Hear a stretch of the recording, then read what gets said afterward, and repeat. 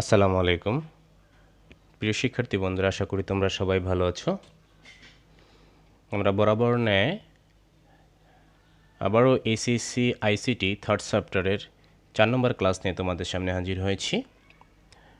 তোমরা দেখতে পাচ্ছ আমরা অলরেডি নাম্বার কনভার্সন তৃতীয় অধ্যায়ের সংখ্যা পদ্ধতি এবং ডিজিটাল ডিভাইস, এটার নাম্বার কনভার্সন বা সংখ্যার পরিবর্তন, সংখ্যা পদ্ধতির যে পরিবর্তন, এটার আমরা অলরেডি 3টা ক্লাস দিয়েছি। আজকে সেটার 4 নম্বর ক্লাস। আজকে আমরা মূলত 4টা বিষয় শিখব। একটা হচ্ছে বাইনারি থেকে অক্টাল, এরপর শিখব আমরা বাইনারি থেকে হেক্সাডেসিমাল, এরপর আমরা শিখব অক্টাল থেকে বাইনারি এবং হেক্সাডেসিমাল থেকে বাইনারি। এই 4টা কনভার্সন এখানে আজকে আমরা শিখাবো তোমাদেরকে।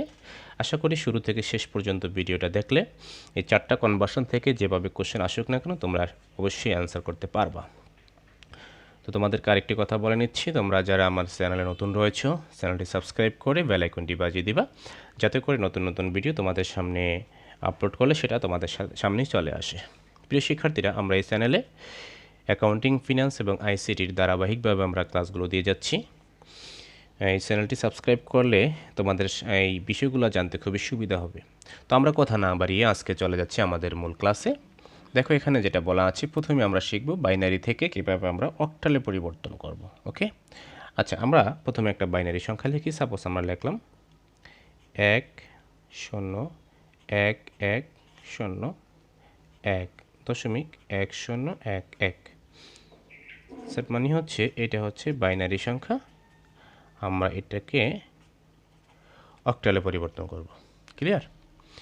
তো আমরা দেখি প্রথমে কী করতে হবে। আমরা 3 নম্বর ক্লাসে একটা সহজ পদ্ধতি শিখিয়েছিলাম, সেটা হচ্ছে কিভাবে আমরা ডেসিমাল থেকে বাইনারি করব এবং কিভাবে আমরা বাইনারি থেকে ডেসিমাল করব।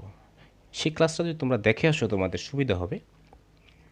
সেখানে আমরা একটা সহজ পদ্ধতি দেখিয়ে দিয়েছিলাম, আমরা সেটাই অ্যাপ্লাই করবো এখানে। আচ্ছা দেখো, এখানে আমরা প্রথমে 3টা করে অক্টালের জন্য আমরা 3টা করে ঘর নেব। সাপোজ এখান থেকে এই পর্যন্ত 3টা ডিজিট নিলাম, এখান থেকে 3টা ডিজিট নিলাম। আচ্ছা, আমি এখানে আরেকটা সংখ্যা বসিয়ে দিই। এখানে একটা সংখ্যা আছে, এখানে আমরা টান দিয়ে রাখলাম, মানে এটা 3টা আমাদের হয় নাই। আচ্ছা, এখানে 3টা হয়ে গেল পূর্ণ, এখানে একটা। তো এখন আমরা এখান থেকে 3টা সংখ্যা পূর্ণ করার জন্য বাকি 2টা আমরা শূন্য বসিয়ে দেবো, অর্থাৎ 0, 0, 1। আর এখানে তো 3টা ডিজিট রয়েছে, 1, 0, 1, এরপরেও 1, 0, 1, এরপরে দশমিক। এখানে আছে 1, 0, 1, এরপরে 1, 2টা শূন্য দিয়ে আমরা এটাকে 3টা বানাবো। আচ্ছা, এখন কথা হলো, আমরা যে সহজ পদ্ধতিটা শিখেছিলাম সেখানে আমরা দেখেছিলাম এইভাবে। সাপোজ তোমাদেরকে এখানে দেখিয়ে দিচ্ছি, যেমন 1 দ্বিগুণ হচ্ছে 2, 2 দিয়ে গুণ দিলে এরপরে হচ্ছে 4, এরপরে হচ্ছে 4 দুগুণে 8, এরপরে হচ্ছে 8 দুগুণে 16, এরপরে 16 দুগুণে 32, 32 দুগুণে 64। এমন একটা আমরা সহজ নিয়ম শিখিয়েছিলাম। এখন দেখো এখানে আছে 0, 0, 1, তার মানে তুমি এখান থেকে যদি বসাও 1, 0, 0, তার মানে শূন্য যেগুলো রয়েছে, যেমন 1-এর মান হচ্ছে 1, 0-এর মান হচ্ছে 2, 0-এর মান হচ্ছে 4, তার মানে হচ্ছে শূন্য যেগুলো সেগুলো বাদ যাবে, যেটা সংখ্যা রয়েছে সেটার উপরে কত আছে 1, তার মানে এটার মান হচ্ছে 1। আচ্ছা, এরপর হচ্ছে 101। সাপোজ এবার আমরা যদি লিখি, এটা কেটে দিলাম, 101, তাই না? এখন 101 মানে হচ্ছে আমার 1-এর উপরে রয়েছে 4, আর 1-এর উপরে রয়েছে 1, আর 0-এর উপরে রয়েছে 2, এটা বাদ যাবে, তাই না? এই দুইটা আমরা আবার কাউন্ট করব, কারণ এই দুইটা নিচে কি রয়েছে 1 করে রয়েছে, 4 আর 1 5, সুতরাং এটার মান হবে 5। তাহলে এটার মান তো অবশ্যই 5 হবে। আশা করি বিষয়টা বুঝতে পেরেছ। আচ্ছা, এরপর এটার মান কত হবে? এটার মান হবে 5, তাই না? যেহেতু 101, এটার মান হচ্ছে আমাদের 5। এটার মান কত হবে দেখো, এটা কিন্তু রয়েছে 1, 0, 0, তার মানে 0, 0 এই দুইটা বাদ যাবে, এই 1-এর উপর রয়েছে 4, এটার মান হচ্ছে আমাদের 4। তো এটা সাজানোর পরে আমরা আবার মূল সংখ্যাটা সাজিয়ে দিই। সাপোজ 1, 5, 5.5, 4, এই হচ্ছে অক্টাল। আশা করি বিষয়টা বুঝতে পেরেছ। আচ্ছা, বাইনারি থেকে অক্টাল তোমরা এই নিয়মে নিজেরা অঙ্ক বানিয়ে নিজেরা সলিউশন করবো। আশা করি তোমাদের সমস্যা দূর হয়ে যাবে। আচ্ছা, এবার আমরা শিখব বাইনারি থেকে হেক্সাডেসিমাল।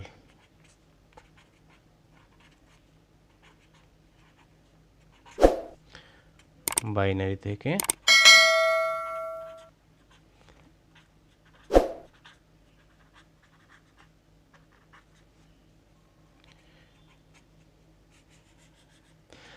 আমরা এবার একটা সংখ্যা লিখি। সাপোজ 1 1 0 1 1 0 0 1 1 1।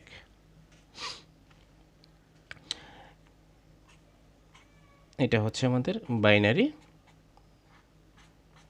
এটাকে আমাদেরকে রূপান্তর করতে হবে হেক্সাডেসিমাল। দেখো আমরা অক্টালে কিন্তু 3টা করে নিয়েছি, আর আমরা হেক্সাতে নেব হলো 4টা করে। হেক্সাতে কয়টা করে নেব আমরা? আমরা দশমিকটা নাই নিলাম, আমরা পূর্ণ সংখ্যা নিয়ে নিলাম অঙ্কটা ছোট করার জন্য, তাই না? তো এখান থেকে আমরা এইভাবে করব। দেখো এই 4টা সংখ্যা, দেখো এখানেও 4টা নিলাম, এখানে আছে 2টা। তার মানে 4টা করার জন্য এখন আমাকে আরও 2টা শূন্য বসাইতে হবে, তাই না? সাপোজ আমি লেখালাম 0 0 1 1, এরপরে 1 1 0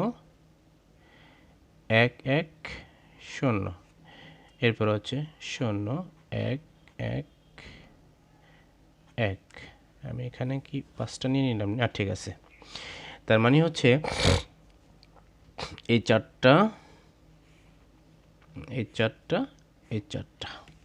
তোমরা দশমিকের পরে কিন্তু এই জায়গা থেকে কাউন্ট করবে, যেটা আমরা এটা দেখিয়েছিলাম, এই জন্য এটা শর্ট করে করলাম, শুধুমাত্র পূর্ণ সংখ্যাটা নিলাম। তো এখন যেহেতু 4 ডিজিট, দেখো অঙ্কটা আগের মতোই। সাপোজ এখানে যদি তুমি এটা বসাও 1 1 0 0, তার মানে 1 1 0 0। দেখো এখানে 1-এর উপরে 1 আছে, 1-এর উপরে 2 আছে, 0-এর উপরে 4 আছে, 0-এর উপরে 8 আছে। তার মানে 0 যেটা এটা বাদ যাবে, বাকি 1 1 এটার উপরে আছে 2 আর 1, তার মানে এটার মান হচ্ছে 3। এটার মান কত? 3। এখানে আছে 0 1 1, তার মানে 0 এটা বাদ যাবে, হ্যাঁ, 1 1 এটা কাউন্ট হবে, এই দুইটা আবার এটা বাদ যাবে, 4 আর 2 কত? 6, এটার মান হচ্ছে 6। এখানে আছে 0 1 1 1, তার মানে এখান থেকে যদি আমরা বসাই 1 1 1 0, তার মানে এটা বাদ যাবে, 3টা যোগ হবে, 4 2 6, 6 আর 1 কত? 7। তার মানে এটার মান হচ্ছে 7, অর্থাৎ 3 6 7। এটা হচ্ছে হেক্সা। আশা করি বিষয়টা খুব সহজে বুঝতে পেরেছ। আচ্ছা, এবার যদি আমরা শিখি হলো হেক্সা থেকে, আমরা একটু উপরের দিকে যাই। আচ্ছা,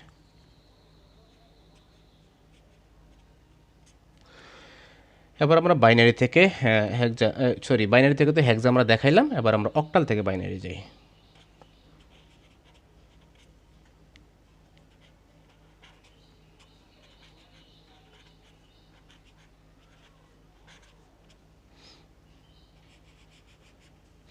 যেমন আমরা অক্টাল একটা সংখ্যা লিখলাম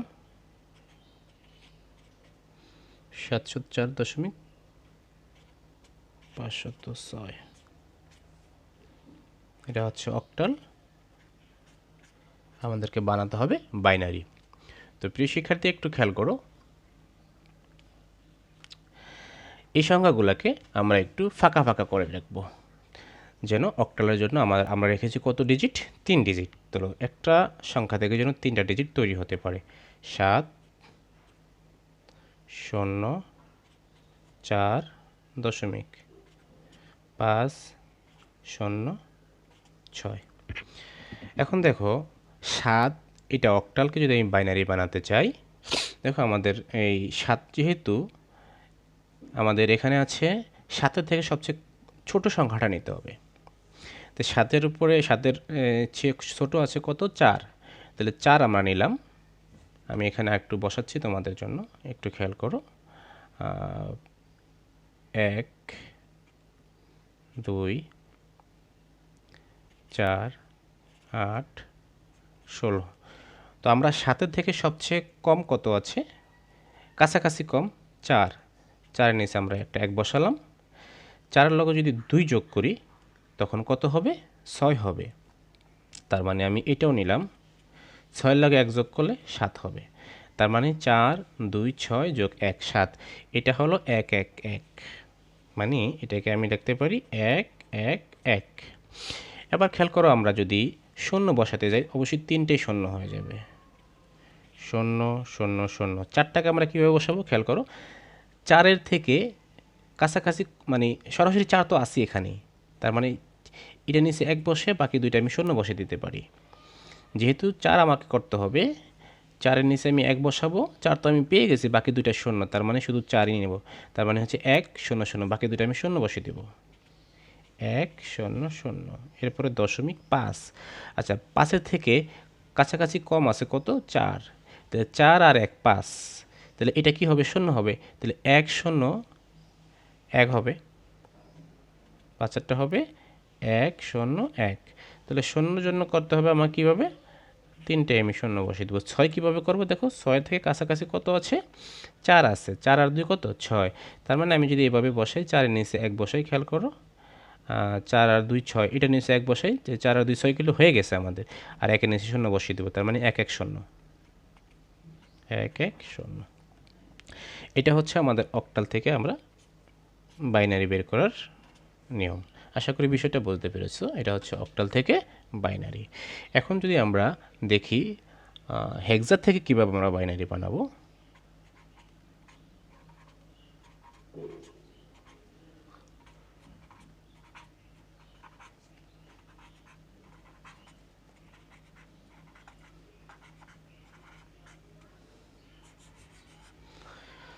আচ্ছা, হেক্সাডেসিমাল থেকে বাইনারি আমরা একটা হেক্সাডেসিমালের অঙ্ক লিখলাম বা লিখলাম, উদাহরণ যেমন এফ